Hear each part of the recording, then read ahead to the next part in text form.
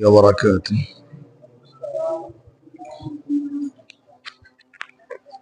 الحمد لله الحمد لله نحمده ونستعينه ونستغفره ونؤمن به ونتوكل عليه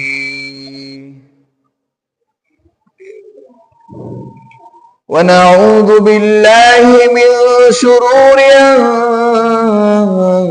أنفسنا ومن سيئات أعمالنا من يهده الله فلا مضل له ومن يضلل فلا هادي له ونشهد أن لا إله إلا الله وحده لا شريك له ولا مثل له ولا مثال له ولا مساوي له ولا مقابل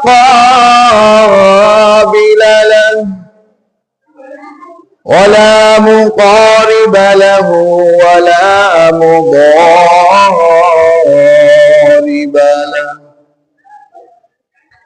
ونشهد أن سيدنا وسندنا وطبيبنا وطبيب أرواحنا ومولانا محمدا عبد الله ورسوله صلى الله عليه وعلى آله وأصحابه وأزواجه والناس أجمعين أرسله الله بالحق بشيرا ونذيرا وداعيا إلى الله بإذنه وسراجا وقمرا منيرا وبشر المؤمنين بأن لهم فضلا كبيرا ولا تطع الكافرين والمنافقين والفاسقين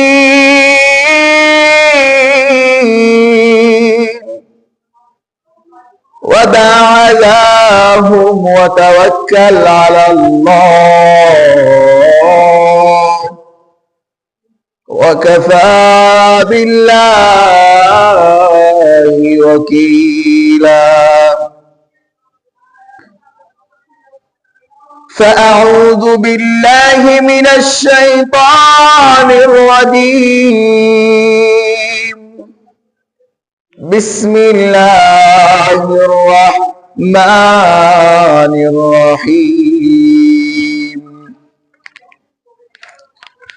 إن المنافقين في الدرك الأسفل من النار ولن تجد لهم نصيرا وقال الله تعالى في آية أخرى إن المنافقين يخادعون الله وهو خادعهم وإذا قاموا إلى الصلاة قاموا كسالى يراءون الناس ولا يذكرون الله إلا قليلا وقال النبي صلى الله عليه وسلم إن للمنافقين علامة يعرفون بها تحيتهم اللعنة وطعامهم اللعبة ولا يقربون المساجد إلا هجرا ولا يكتبون الصلاة إلا دبرا صدق الله مولانا العظيم وصدق رسوله النبي الكريم ونشهد أن لا إله إلا الله وحده لا شريك له وقال الله تعالى في شأن حبيبه ما كان محمد أبا أحد من رجالكم ولكن رسول الله وخاتم النبيين وكان الله بكل شيء عليما إن الله وملائكته يصلون على النبي يا أيها الذين آمنوا صلوا عليه وسلموا تسليما اللهم صل على محمد وعلى آل محمد كما صليت على إبراهيم وعلى آل إبراهيم إنك حميد مجيد اللهم بارك على محمد وعلى آل محمد كما باركت على إبراهيم وعلى آل إبراهيم إنك حميد مجيد بلغ العلا بكماله حسنت جميع خصاله صلوا عليه وآله بلغ العلا بكماله حسنت جميع خصاله صلوا عليه وآله سبحانك لا علم لنا إلا ما علمتنا إنك أنت العليم الحكيم الحمد لله মহান রব্বুল ইজ্জতের দরবারে কালিমাতুশ শুকরিয়া যে রব্বে কারীম আমাকে আপনাকে সুস্থ রেখে সবল রেখে আজকে জুমার দিনে জুমার নামাজের উদ্দেশ্য করে মসজিদে আসার এবং বসার তৌফিক এনায়েত করেছেন এটা মালিকের পক্ষ থেকে একটা অশেষ করুণা অশেষ রহমত দোস্ত আজকে যদি আল্লাহ চাইতেন আল্লাহ তাআলা যদি চাইতেন আমাকে আপনাকে হাসপাতালের বেডেও শোয় রাখতে পারতেন কিনা বলেন আল্লাহ যদি চাইতেন আমাকে আপনাকে শয়তানের কোনো কাজের ভিতরে লিপ্ত রাখতে পারতেন কিনা আল্লাহ তাআলা যদি চাইতেন আমাকে আপনাকে বাড়ি বসায়া অনর্থক সময় কাটাইতেও পারতেন কিন্তু আল্লাহ তাআলা এটা করেন নাই অবশ্যই আল্লাহ আমার প্রতি আপনার প্রতি একটা নেক নজর নেক দৃষ্টি দিয়া ডাক দিয়ে বলছে গোলাম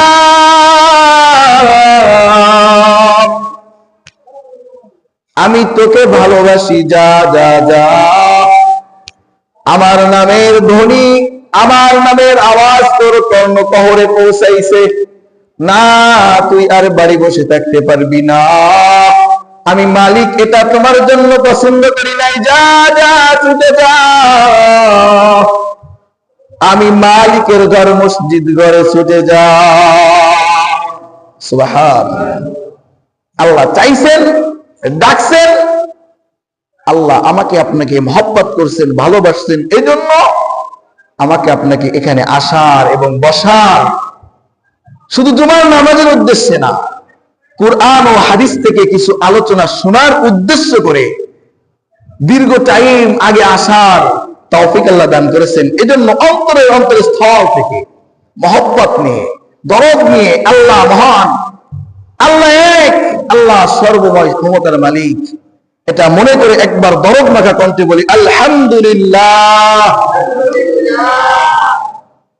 আমার আপনার মতো সুস্থ সবল হাত আছে, পা আছে, মস্তিষ্ক আছে, কথা বলার শক্তি আছে, দেখার শক্তি আছে, শ্রবণ শক্তি ক্লিয়ার, অনর্থক বাড়ি বসে আছে এমন বান্দা আছে না?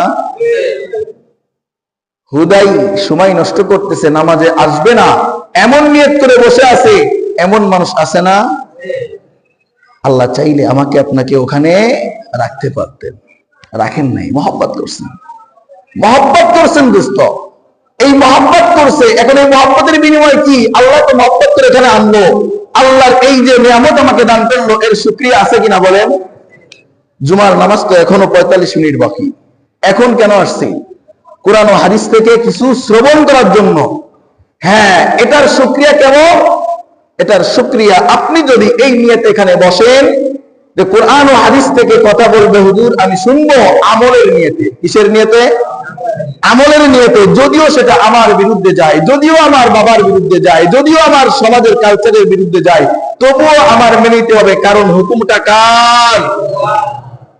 এই নিয়তে যদি বসতে পারেন, মালিকের যে নিয়ামতটা আমাকে আপনাকে দিয়ে এখানে উপস্থিত করছে এটার যথার্থ শুকরিয়া আদায় হবে। বলেন পারবো না?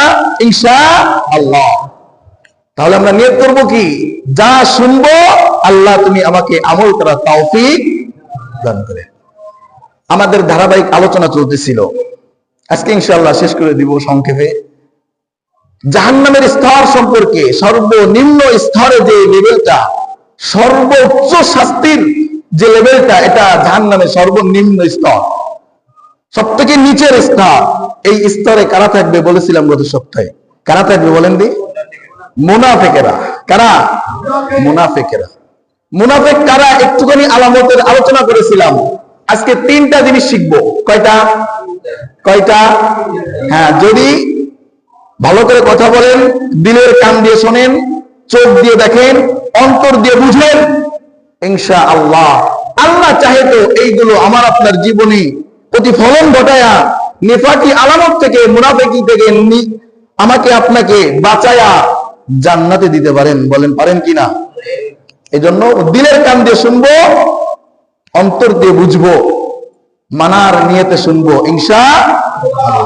তাহলে মুনাফিক সম্পর্কে আজকে কয়টা জিনিস শিখবো? আবার বলেন। 1 নম্বর, মুনাফিকের কাজ। 1 নম্বরে কি? মুনাফিকরা কি করে, অর্থাৎ মুনাফিকের অভ্যাস, কোন কাজটা মুনাফিকের ভিতরে আছে এবং কোন কাজের দ্বারা বুঝবো যে এই ব্যক্তি মুনাফিক। আলামত, নমুনা, নিদর্শন। যেমন আপনি মাঠের এই কোনায় দাঁড়ায় আছেন, হঠাৎ দেখলেন ওই নেতার বাড়ির ওখান থেকে উপর দিকে তাকাইলে ধোঁয়া দেখা যায়। ধোঁয়া চিনেননি? ধোঁয়া দেখা যাইতেছে। এই যে উপরের দিকে তাকায় আপনি বুঝলেন যে ধোঁয়া দেখা যায়। এই ধোঁয়া দ্বারা আপনি কি বুঝলেন? যে ওই বরাবর নিচে অবশ্যই আগুন ধরছে, ঠিক কিনা? ওই যে ধোঁয়া দেখা যায় তার মানে ওর গোড়ায় আগুন ধরছে, ওর নিচে আগুন ধরছে, জমিনে আগুন ধরছে, এই জন্য উপরের দিকে ধোঁয়া উঠছে। অদস্ত যে কাজগুলো আল্লাহ রাসূল বলে গেছে, এই কাজগুলা যে ব্যক্তির ভিতরে আছে, মনে করবা ওই ব্যক্তি মুনাফিক। ওই ব্যক্তি, তাহলে এটাকে বলে আলামত। এটাকে কি বলে? কি আলামত। তাহলে মুনাফিকের কাজ 1 নম্বর, মুনাফিকের আলামত 2 নম্বর। 3 নম্বরে শিখবো মুনাফিকের শাস্তি। মুনাফিকের শাস্তি কত ভয়াবহ এটা শুনবো আমরা। রাজি আছি তো ইনশাআল্লাহ? ধৈর্য ধারণ করবো তো ইনশাআল্লাহ? বিরুদ্ধে গেলে হুজুরের বিরুদ্ধে দাঁড়ায় যাবো তো ইনশাআল্লাহ? হুজুরের বিরুদ্ধে না তো দোস্ত, হাদিস দিব, দলিল দেব, কোরআনের আয়াত শোনায় শোনায় ব্যাখ্যা করব। যদি দাঁড়ায় যান, দাঁড়ানোর মতো মন মানসিকতা থাকে, অবশ্যই আপনিও মুনাফিক, আপনিও মুনাফিক। এই জন্য বলবো, শুনবো কার কথা? কোরআনের কথা। বুঝে আসলেও মানতে হবে, না আসলেও। আল্লাহ রাসূল সাল্লাল্লাহু আলাইহি সাল্লাম বলেন 4টা কাজ আছে যার ভিতরে থাকে ওই ব্যক্তি খালেস মুনাফিক, বেজাল মুক্ত মুনাফিক। কি মুনাফিক? বেজাল মুক্ত মুনাফিক। বুখারী শরীফের 34 নম্বর হাদিস, মুসলিম শরীফের 58 নম্বর হাদিস। আল্লাহ রাসূল বলেন, আরবাউম মান কুন্না ফীহি, চারটা এমন জিনিস আছে যে চারটা যার ভিতর থাকে, মান কুন্না ফীহি, যার ভিতরে পাওয়া যাবে, কানা মুনাফিকান খালিসা, এই ব্যক্তি খাঁটি বেজাল মুক্ত মুনাফিক। বলেন নাউজুবিল্লাহ। কি মুক্ত? কোনো ভেজাল নাই, কোনো ভেজাল নাই, একটা খাঁটি মুনাফিক। কয়টা কাজ? কয়টা কাজ? আল্লাহ রাসূল বলে, ইযা তুমিনা খানা, এক নম্বর যদি তার কাছে আমানত রাখা হয় খেয়ানত করে। এক নম্বর কি? আমানত রাখা হলে, আমানত রাখা হলে খেয়ানত করে। এই আমানত বিভিন্ন প্রকার হতে পারে, টাকার আমানত হতে পারে, সন্তানের আমানত হতে পারে, সম্পদের আমানত হতে পারে, কথার আমানত হতে পারে, পারে কিনা? মুহাদ্দিসিনে কিরাম এই আমানতের ব্যাখ্যা করেছেন একাধিক। তাহলে মুনাফিকের অভ্যাস এক নম্বরে কি শিখলাম?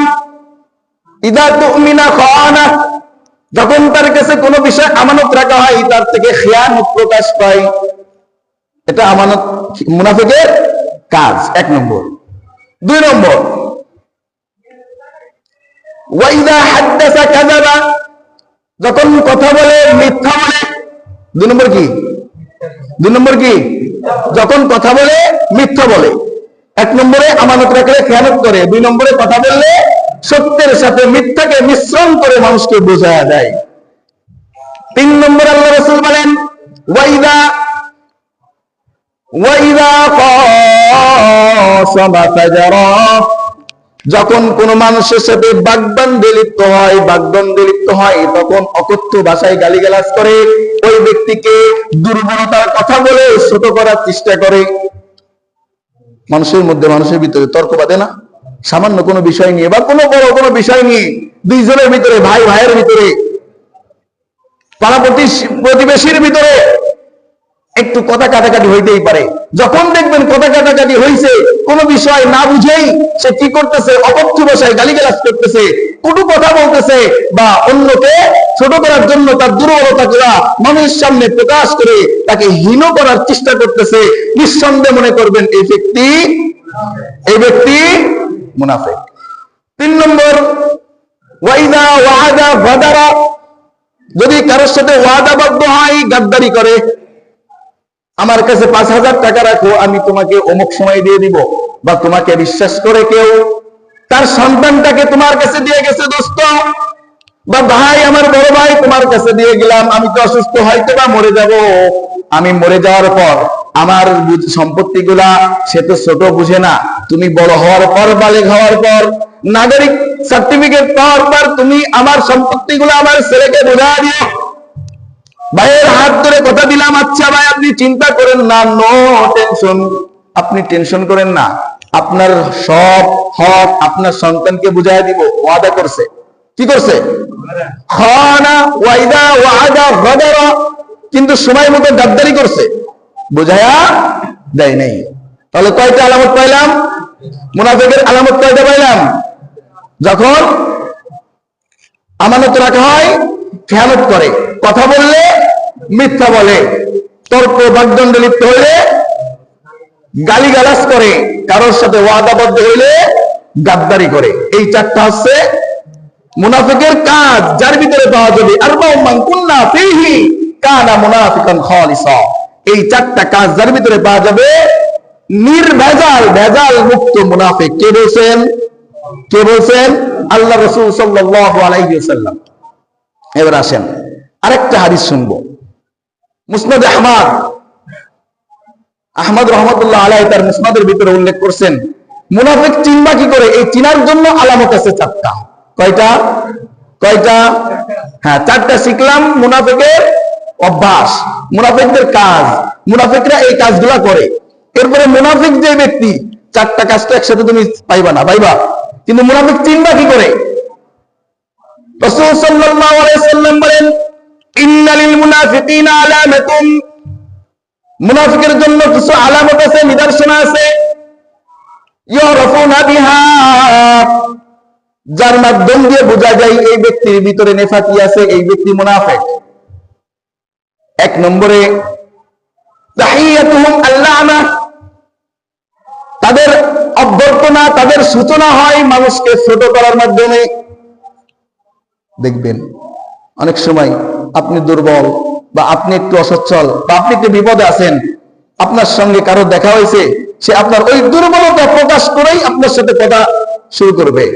কিরে কেমন আছো, কিরে কেমন আছো, এই কথা বলার আগে বা এই কথা সূচনা করার আগে আপনার ওই দুর্বলতা প্রকাশ করবে আগে, বা আপনার কোনো শারীরিক গঠন বা আপনার কোনো অঙ্গ প্রত্যঙ্গের বিকৃতি, যেমন কারোর হাত নাই, কারোর একটা চোখ টানা বা কারোর পালুলা, এই ন্যাংরা কি খবর তোর, এই ন্যাংরা, এই অন্ধ, এই কানা, এই বধির, এই যে তার দোষ ত্রুটি গুলাকে দিয়ে শুরু করলো কথা, তাকে আহ্বান করলো, তার সাথে কথার সূচনা করলো, তাকে ছোট করার মাধ্যমে।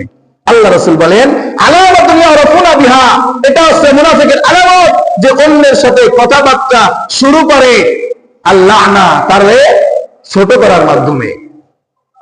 দুই নম্বর আলামত ওয়া তাআমুহুম আল-লু'বা, তাদের ভক্ষণকৃত খাবারটা হয় হারাম মিশ্রিত। কি মিশ্রিত? হারাম মিশ্রিত। সারাদিন টোটো টোটো টোটো করে বেড়ায়, কোথায় মানুষের তা মেরে খাওয়া যায়, কোথায় মানুষকে একটু ফাঁকি দেওয়া যায়, কোথায় মানুষের তা একটু হাতিয়ে নেওয়া যায়, নিয়ে একটু ভক্ষণ করা যায়, আইল ঠেলে 4 আঙ্গুল আইল ওর ভিতরে ঢুকায় দেওয়া যায়, বাউন্ডারিটা 1 বিঘে ওর ভিতরে ঢুকায় দেওয়া যায়। এভাবে তাদের চিন্তা ফিকির সবসময় থাকে মানুষকে কিভাবে ঠকায়া নিজে ভক্ষণ করতে পারে। এটা 2 নম্বর আলামত। কয় নম্বর? 2 নম্বর আলামত। তাদের ভক্ষণকৃত মালটা অধিকাংশ হয় হারাম মিশ্রিত। 3 নম্বরে ওয়ালা ইয়াকরাবুনাল মাসাজিদা ইল্লা হুজরা, আল্লাহ রাসূল সাল্লাল্লাহু আলাইহি ওয়াসাল্লাম বলেন তারা মসজিদের ধারে কাছেও আসতে চায় না। কোথায় আসতে চায় না? মসজিদের ধারে কাছে আসতে চায় না। আল্লাহ রাসূল বলেন ওয়ালা ইয়াকরাবুনাস সালাহ ওয়ালা ইয়াকরাবুনাল মাসাজিদ, মসজিদের ধারে কাছে আসতে চায় না ইল্লা হুজরা, হ্যাঁ তবে আসে প্রতিনিয়ত, আসতে চায় না তবুও আসে প্রতিনিয়ত। কি জন্য? হুজরা। আল্লাহ রাসূল বলেন সমাজ রক্ষার্থে। কি রক্ষার্থে? ইজ্জত রক্ষার্থে। মুরব্বী হয়ে গেছি, এলাকার সম্মানিত মানুষ, বাসা বাড়িতে বৌমা জায়গা দেয় না, ছেলের বউরা খালি ঠেলে, যান না কেন আব্বা, মসজিদে যান না কেন, আপনি নামাজ পড়েন না কেন, দাদা নাতিন নাতকুররা কথায় কথায় বলে দাদা নামাজ পড়ো না কেন, নানা নামাজ দাও না কেন, আব্বা নামাজ দাও না কেন। এই সম্মান রক্ষার্থে, সমাজকে দেখানোর জন্য ইল্লা হুজরা, একমাত্র মসজিদে আসে। এমনিতেই তারা অন্তর থেকে মহব্বত করে মসজিদে আসে না। কয় নম্বর আলামত পাইলাম? 3 নম্বর আলামত ওয়ালা ইয়াকরাবুনাল মাসাজিদা ইল্লা হুজরা, মসজিদের ধারে কাছে আসতে চায় না, হ্যাঁ তবে আসে প্রতিনিয়ত ইজ্জত রক্ষার্থে। 4 নম্বর আলামত ওয়ালা ইয়াকতুবুনাস সালাতা ইল্লা দুবুরা, ওয়ালা ইয়াকতুবুনাস সালাতা, তারা নামাজে উপস্থিত হয় না, হ্যাঁ হয় যদিও শেষে। কোথায়? শেষে উপস্থিত হয়, বিলি দিতে দিতে সামনের দিকে আগায়। কে বলতেছেন? মুসনাদে আহমদের বর্ণনা, দোস্ত আমার না, মুসনাদে আহমদের বর্ণনা। আল্লাহ রাসূল বলতেছেন ওয়ালা ইয়াকতুবুনাস সালাতা ইল্লা দুবুরা, নামাজে কোনো মতে ওঠে ওই শেষে এসে কোন রকম একটু বিলি কেটে সামনে একটু ফুট কেটে বসার চেষ্টা করে। এই ব্যক্তির নামাজের উদ্দেশ্যে আসে না। আল্লাহ তাআলা এই প্রাসঙ্গিকে সূরা নিসার 145 নম্বর 38 নম্বর আয়াত আল্লাহ তাআলা বলতেছেন وَإِذَا قَامُوا إِلَى الصَّلَاةِ قَامُوا كُسَالَى يُرَاءُونَ النَّاسَ وَلَا يَذْكُرُونَ اللَّهَ إِلَّا قَلِيلًا। শোনো যারা মুনাফিকরা মসজিদে আসতে চায় না, নামাজও পড়তে ভালো লাগে না, তবে আসে, নামাজও পড়ে। ওয়াইদা কামু ইলাস সালাত, যখন সে নামাজে দাঁড়ায়, কামু কুসালা, অলসতার সহিত দাঁড়ায়, কিছুই পড়ে না, কিছুই বোঝে না, নামাজের ভিতরে মন থাকে না, মানসিকতাও থাকে না, চিন্তা থাকে বাইরে, দুনিয়ার বাইরে, নামাজের ভিতরে কোনো তার গুরুত্ব নেই।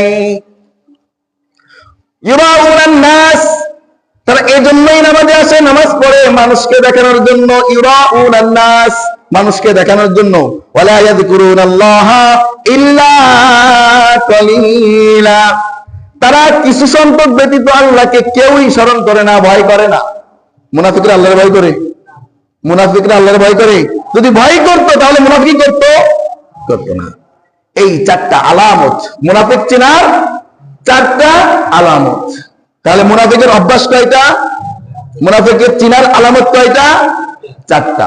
এরপর আসেন এই মুনাফিকের শাস্তি কি? মুনাফিককে আল্লাহ কি ধরনের শাস্তি দিবে? মুনাফিককে আল্লাহ কি ধরনের শাস্তি দিবে? একটা ঘটনা শোনাই সাহাবীদের কেরামের। একদিন রাসূল করিম সাল্লাল্লাহু আলাইহি ওয়াসাল্লাম নামাজের পর, হয়তো আসর অথবা ফজর নামাজের পর, সব সময় সাহাবীদের দিকে ঘুরে বসতেন। ইমাম সাহেব বসে না? আসর এবং ফজরের নামাজের পর ইমাম সাহেব মুসাল্লির দিকে ঘুরে বসে। এটা রাসূলের সুন্নাহ। সুবহানাল্লাহ বলতেন না? কার সুন্নাত?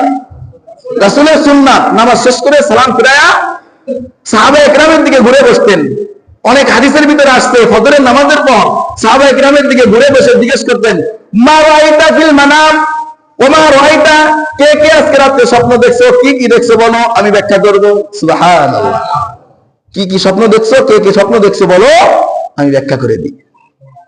আসরের সময় ঘুরে বসতেন, তাসবিহ তাহলিল পাঠ করতে বলতেন, পাঠ করতো। বিভিন্ন কথাবার্তা সাহাবায়ে কেরামদেরকে বলতেন। যারা বসতেন এদের নাম সাহাবা। এখনো যারা ইমামের সাথে সঙ্গ দিয়ে বসেন এরাও খাঁটি মুসলমান। বলে সুবহানাল্লাহ। একদিন রাসূল করিম সাল্লাল্লাহু আলাইহি ওয়াসাল্লাম নামাজ শেষ করে সাহাবাদের দিকে ঘুরে বসতেন।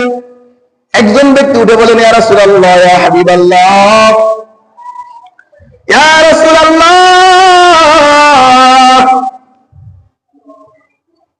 আমাকে অভয় দিলে আমি কিছু কথা বলতাম আপনার সাথে। আল্লাহ রাসূল সাল্লাল্লাহু আলাইহি ওয়াসাল্লাম বড় মনের মানুষ, অবশ্যই তুমি কথা বলবা না কেন, বলো। যুবক ডাক দিয়ে বলে, ইয়া রাসূলুল্লাহ, ইয়া হাবিবাল্লাহ, আমার বাবা ইন্তেকাল করেছেন, তবে আমার বাবা ইন্তেকাল করার আগে আমাকে চারটা ওসিয়াত করে গেছেন। কয়টা? কয়টা? ভালো করে বুঝেন।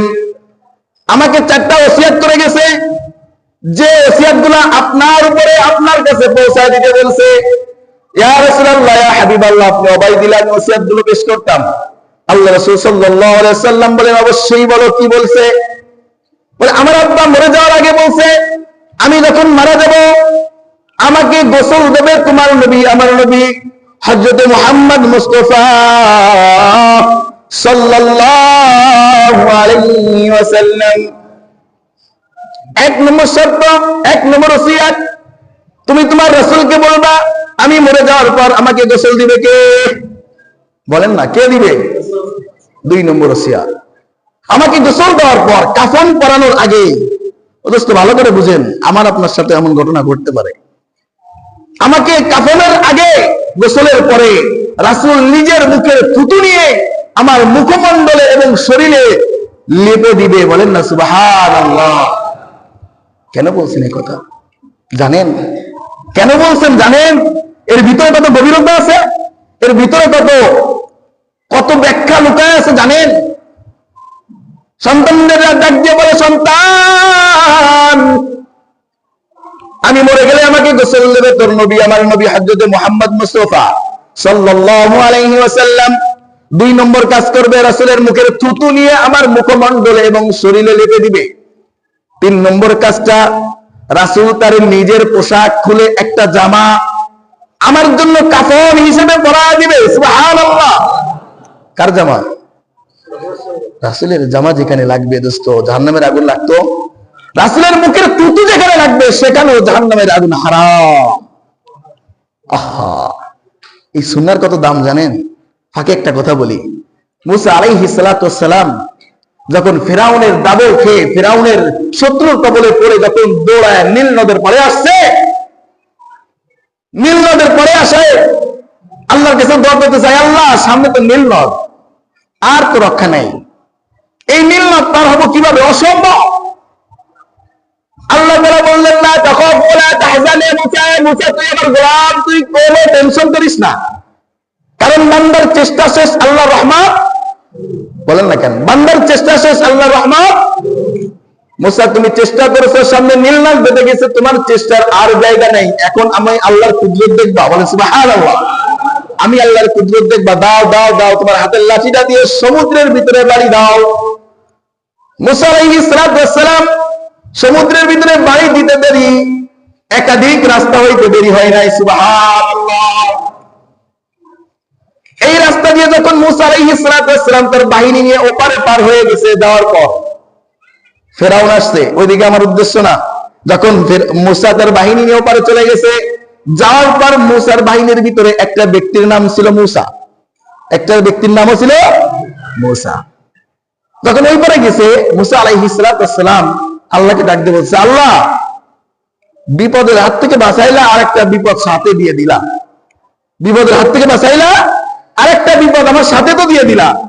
কেন মুসা এমন কথা কস কে? মুসা ডাক দিয়ে বলে, এই যে আমার বাহিনীর ভিতরে মুসা নামক আরেকটা শয়তান আছে, এ তো আমার সঙ্গে থেকে আমার জাতিকে আমার বিরুদ্ধে লেলিয়ে দেয়, আমার সাথে থাকে, অথচ আমার বাহিনীকে, আমার উম্মতকে আমার পিছনেই লেলিয়ে দেয়। আসেনি এমন কিছু সমাজে লোক? আসেনি? আছে। ভালো কথা কবি আপনাকে। আরে বাবা, তার মতো দরবেশের সাধু আপনার সামনে দিতে হইতো না, কিন্তু পিছনে যায় দূরার লগে লগে অমুকের বাচ্চা তোমাকে বাচ্চা চেনো মারে, ওদের দেখে আসি দেওয়া। আসেনি? কয়নি? এটাও মুনাফিকের আলামত। এটা কিসের আলামত? মুনাফিকের আলামত। মুসা ডাকতে বলে, আল্লাহ, এই যে মুসা নামক এই ব্যক্তিকে আমার জাতির সঙ্গে তুমি পার করে দিলা নীল নদ, এখন তো বিপদ একটা কাটাইছি, আর একটা তো ঢুকে গেছে। মুসা ডাকতে বলে, কেন রে বিপদ কে? আল্লাহ ডাকতে বলে, মুসা কেন বিপদ কেন? বলে, এই ব্যক্তি তো আমার জাতিকে আমার পিছনে লেলিয়ে দেয়। এই মুসার দ্বারা পরবর্তীতে জানা গেছে যে মুসার কওমেরা পরবর্তীতে গাভীর বাচ্চার পূজা শুরু করেছিল, আর এই শুরু করাইছিল এই মুসা নামক ব্যক্তি। তখন আল্লাহ বলল, মুসা রে, মুসা শোন না, যখন তোর বাহিনীর সাথে এই মুসাও পার হইতে লাগে, তখন আমাকে ফেরেশতা দাবি করে, আল্লাহ, এই যে মুসা পার হইতেছে তোমার নবীর পয়গম্বরের সাথে, এ তো মুনাফিক, এ তো তোমার নবীর পিছনে বেশি লাগে, এ তো তোমার নবীর পিছনে বেশি কুলুপ্তি করে, আল্লাহ তুমি এরে কেন ডুবাইতেছ না? এর অনুমতি দাও না, এরে ফিরাউনের সাথে ডুবাইয়া মেরে ফেলি। তখন মুসা জানো, তখন আমি কিন্তু মারতে পারি নাই তাকে। আল্লাহ বলতেছে মুসাকে, মুসা, আমি তাকে মারতে পারি নাই, কেন জানোস? মুসা ডাকতে বলে, কেন আল্লাহ? তার চেহারার দিকে একটু তাকা না, তুই তার মুখের দিকে একটু তাকা। মুসা তাকাইছে, তাকাই বলে, কি হয়েছে? বলে, তোর মুখের চেহারা, তোর মুখের স্টাইল, তোর চুলের স্টাইল, তোর দাড়ির স্টাইল যেমন, ওই মুনাফিক মুসার স্টাইল ও তার মুখেও দাঁড়িয়ে আছে, তোর চেহারার সাথে বরাবর হয়ে যায় রে মুসা। এই মুসা, যে ব্যক্তির চেহারাটা আমার পয়গম্বরের চেহারার সাথে মিল পায়, আমার পক্ষ থেকে আমার গোলামের সাথে যে গোলামের মিল হয়ে যায়, আমি আল্লাহর মনে দয়া হয়ে যায়, তাকে কিভাবে ওই মাথা পানির ভিতরে চুবায়া মৃত্যুবরণ দেই। মুসারে, আমি পারি নাই, আমি পারি নাই। যখন তাকে মারতে গেছি, তোর চেহারার ভিতরে দাঁড়িয়ে আছে, ওই মুসার চেহারার ভিতরে দাঁড়িয়ে আছে, তোর সাথে মিল থাকার কারণে রে মুসা, আমি ওই মুসা নামক মুনাফিককে মারতে পারি নাই।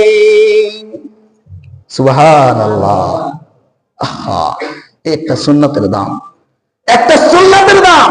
ও দোস্ত, নিয়ে যাও না একটা দাড়ি, একটা সুন্নাত নিয়ে যাও না, কবরে নিয়ে যাও। আর এখন তো স্টাইল বেরিয়েছে বক্স, এই বক্স দাড়ি না দোস্ত, এই বক্স দাড়ি না, সুন্নতের সাথে টিটকারি, সুন্নতের সাথে মস্কারি। দাড়ি রাখা সুন্নাহ ওয়াজিব, দাড়ি রাখা ওয়াজিব। কতটুকু? কতটুকু? এক মুষ্টি। এক মুষ্টির কম হইলেও আপনার দাড়ি নামক সুন্নাহ পালন হবে না। এক মুষ্টির কম হইলে, ছাটা হোক কাটা হোক ছাঁচা হোক, ছাঁচলেও যে গুনাহ, ছোট থাকলেও সেই গুনাহ। কতটুকু রাখতে হবে? এক মুষ্টি। এই আছে একটা সুন্নাহর দাম। ওই যুবক দাঁড়িয়ে বলে, ইয়া রাসূলুল্লাহ, ইয়া হাবিবাল্লাহ, 2 নম্বর 3 নম্বর শর্ত দিছিল, আপনার পরনের পোশাক জুব্বা মোবারক একটা আমার আব্বার কাফন বানানোর জন্য। সাহাবায়ে কেরাম হতভম্ব হয়ে যুবকের দিকে তাকায় আছে। যুবক কি কয়, এর বাবা কত বড় আল্লাহর ওলি, এর বাবা কত বড় আল্লাহ প্রেমিক, আল্লাহ রাসূল প্রেমিক, আশিকে রাসূল, রাসূলকে কত মহব্বত করে, রাসূলের নিজের হাতে গোসল দিবে, রাসূলের থুতু মুবারক তার শরীরে লেপন করবে, রাসূলের পরনের পোশাক তার কাফন বানাবে। 4 নম্বর শর্ত, ইয়া রাসূলুল্লাহ, আপনি নিজে গোরস্থানে নেমে কবরে নেমে নিজে হাতে লাশটা শয়ন করে দিবেন। কয়টা শর্ত দিল? 4টা ওসিয়াত করে গেল। তোমার রাসূলকে, তোমার নবীকে বলো আমাকে যেন নিজে হাতে গোসল দেয়, তার থুতু মুবারক আমার শরীরে মুখে লেপন করে দেয়, তার পরনের একটা পোশাক আমার জানাজার আমার কাফন বানায় দেয়, আর আমার কবরে নেমে রাসূল নিজে হাতে যেন লাশটা কবরে রাখে। এই 4টা শর্ত, এই 4টা ওসিয়াত করেছে। ইয়া রাসূলুল্লাহ, ইয়া হাবিবাল্লাহ, আপনার কাছে দুহাত জোর করে বলি ইয়া রাসূলুল্লাহ, আমার এই বাবার ওসিয়াত গুলো কি আপনি পূরণ করবেন?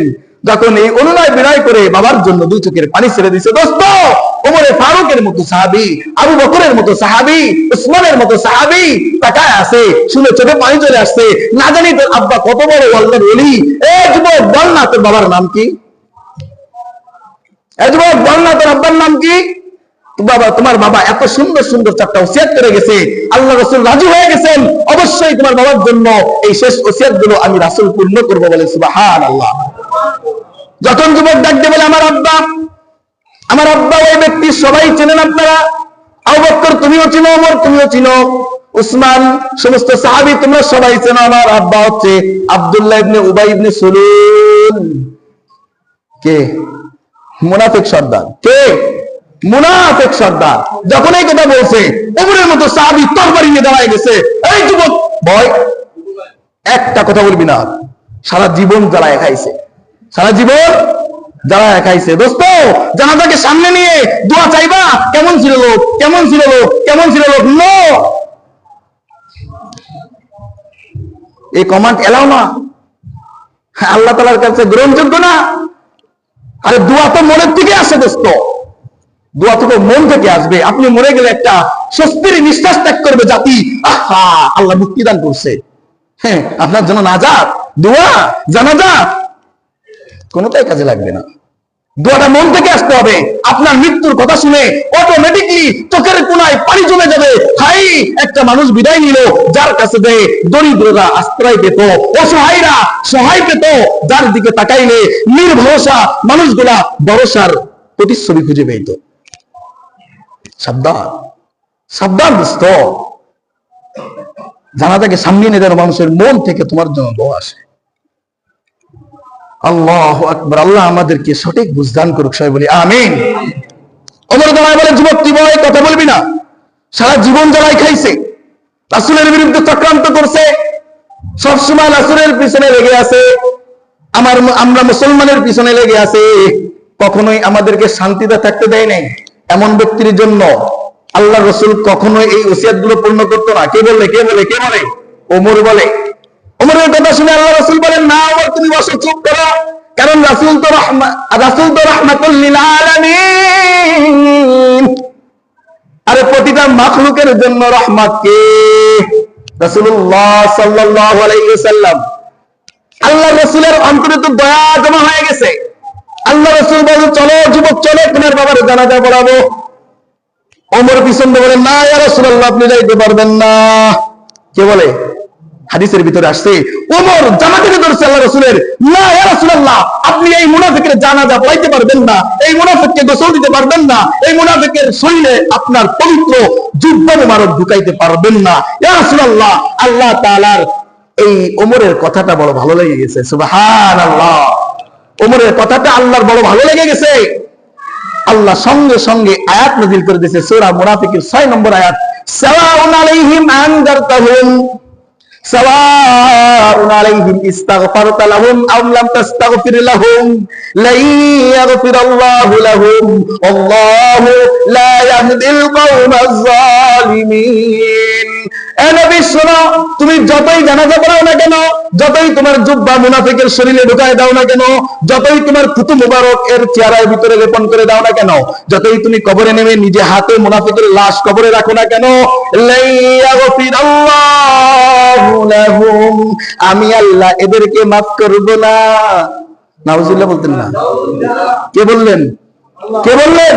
আরে দোস্ত, তো ছোট কথা বললেন, এত ছোট কথা বললেন। সূরা তাওবার ভিতরে আল্লাহ সূরা তাওবার 186 নম্বর আয়াতে ওখানে বলতেছে, ইস্তাগফির লাহুম আও লাম তাস্তাগফির লাহুম ইন তাস্তাগফির লাহুম 70 মাররাহ ফালান ইয়াগফিরাল্লাহু লাহুম ওয়াল্লাহু লা ইয়াহদিল কওমাজ যালিমিন।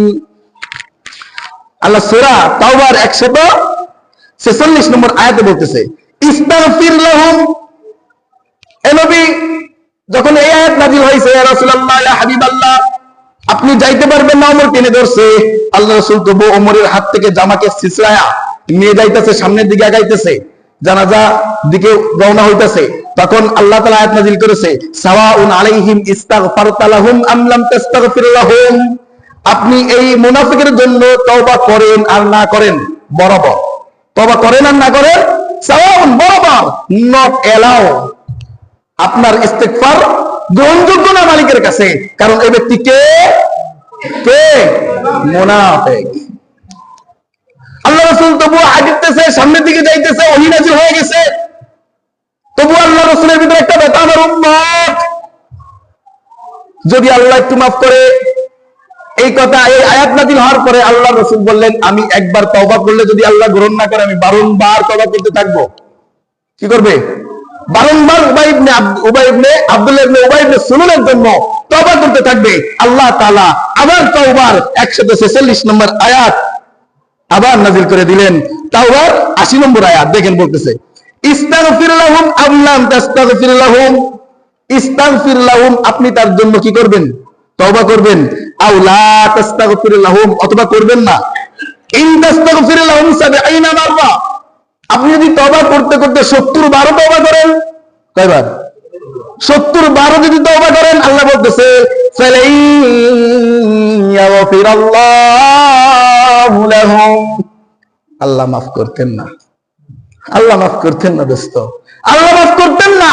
জানাজার সামনে নিয়ে যতই ইমাম সাহেব স্লোগান দিক, সম্মানিত ব্যক্তি ছিল, আমাদের হেতাকাঙ্ক্ষী ছিল, এটা ছিল সেটা ছিল, সমাজসেবক ছিল, এসবক ছিল, যে সবক ছিল, সবাই মাফ করে দেন। ও দোস্ত, যতই তুমি এই কথা স্লোগান দেয় না কেন, ইমাম সাহেব যতই ক্ষমা চাক না কেন, অন্তর থেকে যদি তোমার বিরুদ্ধে মালিকের দরবারে মামলা দায়ের করে দেয়, খোদার কসম দোস্ত, লিখে রাখতে পারো আল্লাহ তাআলা তোমাকে ক্ষমা করতো। আল্লাহ বলতেছে দোস্ত, তুমি যদি ইন তাস্তাগফির লাহুম 70 মাররা, একবার না, দুইবার না, 70 বারও যদি তওবা করো। এই 70 বার দ্বারা উদ্দেশ্য কি? 70 বার না। দেখবেন যে কেউ যদি আপনার কাছে কিছু দাবি করে, দোস্ত চাইলে কাজ হইতো না, তুই 100 বার চাইলে দিতাম না, এগুলা কইলে আমরা না। 100 বার দ্বারা কি 100 বার নাকি? তুই বারবার চাইলে, সারা জীবন চাইলেও করে দেবো না, তুই 1000 বার চাইলেও তোকে দিব না। আল্লাহ তাআলা এটাই বুঝাইছে 70 বার দ্বারা, এটা বুঝাইছে দোস্ত, তুমি একবার না, দুইবার না, এর জানাজা যদি বারংবার পড়ো, বারংবার আমি আল্লাহর কাছে এই মুনাফিকের জন্য তওবা করো, ফালাই ইয়াগফিরাল্লাহু লাহুম, আমি আল্লাহকে মাফ করব না। যালিকা বিআন্নাহুম কাফারু, কারণ এরা আমার আয়াতকে অস্বীকার করত, আমার কোরআন তেলাওয়াত করে শুনাইলে এদের ভালো লাগতো না, আর তুমি রাসূলের কথা শুনাইলে গার ভিতরে বিছু দিত, গার ভিতরে কাটা দিত, এদেরকে আমি আল্লাহ মাফ করব না। কেন? আল্লাহু লা ইয়াহদিল কওমাল ফাসিকিন, এই সমস্ত ফাসিকদেরকে আল্লাহ তাআলা হেদায়েত দেন না, মাফ করেন না। ও দোস্ত, কি মনে করলেন এটা দুনিয়ার ঘোষণা? দোস্তরা কি মনে করলেন আল্লাহ রাসূল নিজের জুব্বা মোবারক পরাই দিব, আল্লাহ রাসূল নিজে জানাজা পড়াইব, আল্লাহ রাসূল নিজে নেমে কবরে শয়ন করে দিব, আল্লাহ রাসূল নিজে হাতে গোসল দিবে, আল্লাহ রাসূলের থুতু মোবারক লেপন করে দিবে। এরপরও আল্লাহ কি বলে? এরা মুনাফিক, এরা মুনাফিক, এদেরকে আমি আল্লাহ মাফ করতাম না। এটা দুনিয়ার মানুষকে জানাই দিয়েছে দোস্ত, আর আখিরাতে তো বলে দিয়েছে ইন্নাল মুনাফিকিনা ফিদ দারকিল আসফালি মিনান নার। আরে জাহান্নামে কাল কিয়ামতের ময়দানে জাহান্নামকে আমি উত্তপ্ত করেছি, জাহান্নামকে আমি আযাব দিয়ে সাজাইছি, সবথেকে কঠোর এবং কঠিন আযাব রাখছি এই নেমো খারাপ মুনাফিকদের জন্য। বলেন নাউজুবিল্লাহ। এইজন্য দোস্ত আসেন দোস্ত, ফিরে আসি, আসেন যাদের ভিতরে এমন স্বভাব চরিত্র আছে, আসেন ফিরে আসি। মানুষের দিকে তাকাইলে যার মন থেকে তোমার জন্য বদদোয়া আসে, যার মন থেকে তোমার জন্য অভিশাপ আসে, এমন অভিশাপ থেকে বাঁচার চেষ্টা করি। মানুষের হক মেরে খাইছো, আসো মারতে যাও, মরার আগে 2 হাত জোরে করে বলতেছি দোস্ত, তুমি যদি বলো হুজুর পায়ে ধরেন, আমি পায়ে ধরতে রাজি আছি দোস্ত, আসো ফিরে আসো। আল্লাহর দরজা, তওবার দরজা বন্ধ হয়ে যায় নাই। আল্লাহ বলেছে লা তাকনাতু মির রাহমাতিল্লাহ। এই দোস্ত, তুই কত গুনাহ করছস, আয় ফিরে আয়, তওবা কর, বেঁচে থাকতে তওবা কর। তুই মরে গেলে তোর আওলাদ, পুত্র, হুজুর, ইমাম সাহেব, কাবার ইমাম আইনেও যদি তওবা করাস, তোর পক্ষে আমি আল্লাহ তওবা গ্রহণ করতাম না। তোর জীবন থাকতে, তোর নিঃশ্বাস থাকতে, তোর হায়াত থাকতে আয়, পরের হক মেরে খাইছস, ক্ষমা চা। তুই মানুষের উপরে জুলুম করছস, ক্ষমা চা। আমি আল্লাহর সাথে অন্যায় করছো, অবিচার করছো, মাফ চা। আমি আল্লাহ তোকে মাফ করে দিব। মাফের দুয়ার তোর শেষ নিঃশ্বাস ত্যাগ করার আগ পর্যন্ত, শেষ নিঃশ্বাস ত্যাগ করলে তোকে আর মাফ করার কোনো লাইন নাই। আয় আয়, ফিরে আয়। ও দোস্ত, আসেন এই স্বভাব চরিত্রগুলা, এই আলামত গুলা, এই অভ্যাস গুলা যাদের ভিতরে আছে, আমরা পরিত্যাগ করবো তো ইনশাআল্লাহ। আসেন ফিরে আসি, আসেন ফিরে আসি দোস্ত। এই কোরআন হাদিসের বিরুদ্ধতা এগুলা না করি দোস্ত। জানাজা পড়ানো অনেক বড় একটা ভাগ্যের ব্যাপার। আলেমদের হাতে দাফন হওয়াটা অনেক বড় ভাগ্যের ব্যাপার। আলেমদের হাতে গোসল হওয়াটা অনেক বড় ভাগ্যের ব্যাপার। মুহাদ্দিসিনে কেরাম এই হাদিসের এই তাফসীরের ব্যাখ্যায় বলেন যে আল্লাহ রাসূলের হাত থেকে মুনাফিক সর্দার গোসল কেন চাইলো? আল্লাহ রাসূলের হাত থেকে নিজে কবরে শুইতে কেন চাইলো? আল্লাহ রাসূলের জানাজা কেন চাইলো? আল্লাহ রাসূলের পক্ষ থেকে থুতু মুবারকটা লেপন কেন চাইলো? কারণ আল্লাহ রাসূল এমন একজন ব্যক্তিত্ব, এমন একজন মানুষ যার স্পর্শ, যার সংস্পর্শ, যার অভ্যাস, যার আদত গুলা, যার খাসলত গুলা, যার রীতিনীতি গুলা যার ভিতরে ঢুকবে তার জন্য জাহান্নামের আগুন হারাম। সুবহানাল্লাহ বলতেন না? এই জন্য আল্লাহ রাসূলের সোহবত চাইছে।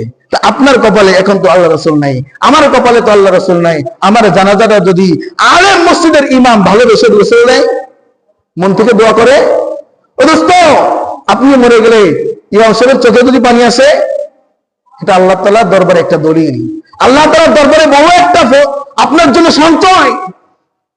অথচ আপনি বিপদে পড়লে, আপনি মারা গেলে এলাকার মানুষ, ইমাম সাহেব পর্যন্ত আপনার জন্য শুকরিয়া আদায় করে, আলহামদুলিল্লাহ ফিতনা মুক্ত হইছি। আল্লাহু আকবার। এমন অভ্যাসগুলো পরিত্যাগ করতে হবে দোস্ত। আসেন তওবা করেন, ভালো হন, হাতে হাত রেখে মালিকের কাছে ইস্তেগফার করেন। ওয়াদা দিলাম আপনার গোসল আমি নিজে হাতে দিব। এমন অভ্যাস থাকলে আসেন, মাপ চান। ওয়াদা দিলাম আপনাকে আমি নিজে নেমে কবরে শোয়াইবো। শুধু আমি বলে আমার কথা কইতাছি না, প্রত্যেকটা আলেমের সাথে এমন ব্যবহার করেন যে মরে গেলে কমপক্ষে শুনে ছুটে আসে, হাই এই মানুষটার জানাজায় শরীক হওয়া দরকার। যদি দেশেও চলে যায়, ছুটেও চলে যায়, সেখান থেকে আপনার জন্য যেন টান আসে, না এই ব্যক্তির জানাজায় একটু উপস্থিত হয়, এই ব্যক্তি অসুস্থ হইলে না মনটা একটু কাঁদে, একটু ব্যথা লাগে। এমন কিছু অর্জন করেন, এমন কিছু অর্জন করেন না মন থেকে, অন্তর থেকে, ভিতর থেকে একটা স্বস্তির নিঃশ্বাস বের হয়, আহা এলাকার মানুষগুলা বাড়ছে, পারবো তো ইনশাআল্লাহ। আসেন দোস্ত, আহ্বান আল্লাহর পক্ষ থেকে, আল্লাহ রাসূলের পক্ষ থেকে বারবার সতর্ক করছে। মুনাফিকের আলোচনা আল্লাহ কোরআনে শত শত আয়াতে আলোচনা করছে। আই দোস্ত মুনাফিক হোস না, আই দোস্ত মুনাফিকের অভ্যাসগুলো নিজের ভিতরে জমা করস না। কারণ এই মুনাফিকের জন্য আল্লাহ বহুত নারাজ, বহুত নারাজ। রাসূল পর্যন্ত রাসূলকে সতর্ক করে দিল, আপনি একবার কেন, আপনি তওবা করলে কি না করলে কি, মুনাফিককে আমি আল্লাহ ক্ষমা করতাম না। আপনি একবার কেন, 100বারও যদি তওবা করেন তবু আমি আল্লাহ মুনাফিককে ক্ষমা করব। আল্লাহ তাআলা আমাদের সবাইকে সঠিকটা বুঝে, সঠিকটা খুঁজে, সঠিক রাস্তায় আসার তৌফিক দান করুক। সবাই বলি আমিন। ওয়া আখিরু দাওয়ানা আলহামদুলিল্লাহি রাব্বিল আলামিন। যারা সুন্নাত পড়ে নাই 4 রাকাত ক্বাবলা সুন্নাত পড়ে দেয়।